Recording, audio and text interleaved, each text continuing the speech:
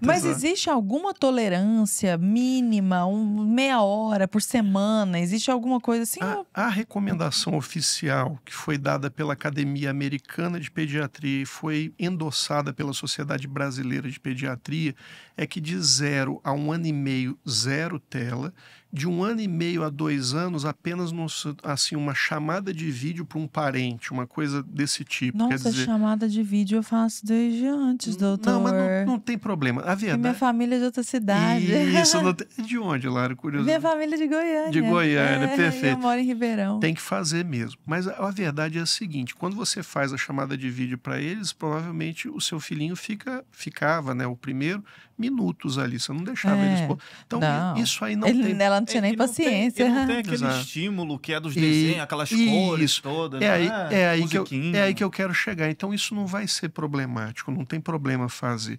Eu acho que tem que se usar o bom senso.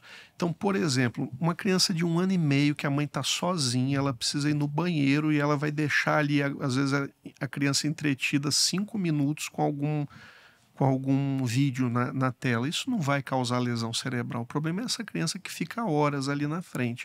Então ela está indo no banheiro, ela não tem com quem deixar a criança, ela vai sentar a criança na frente dela ali no trocador, às vezes, vai deixar um vídeo no celular para ela poder ir ao vaso sanitário. Isso a gente não pode ser também... Isso acontece aos montes também, não dá para... Exato, não dá para... Agora, essa coisa assim, eu vou no restaurante, eu tenho que botar meu filho na cadeirinha... Uma viagem de 5 horas no carro. Exato. Aí eu pergunto assim, como é que a gente fazia antes? Nós somos do tempo antes das telas, eu sou pelo menos...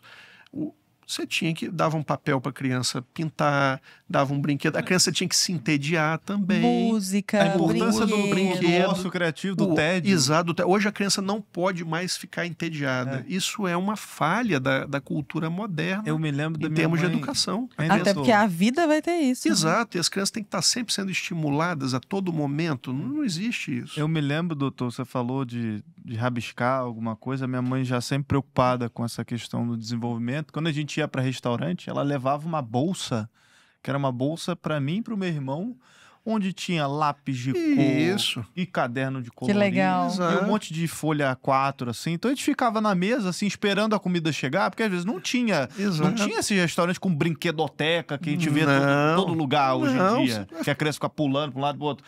Aí como é que você vai entreter? 2 pirralhos, eu e meu irmão, uma diferença de 3 anos de idade, naquela fase que queria correr, fazer um monte de coisa, sentava bonitinho, um monte de lápis de cor, um monte de giz de cera e não sei o quê. E já aprende a lidar com tédio, né? E o que acontece, Arthur? A partir de 1 ano e meio, mais ou menos, a criança começa a desenvolver mecanismos no lobo frontal dela para começar a lidar com frustração.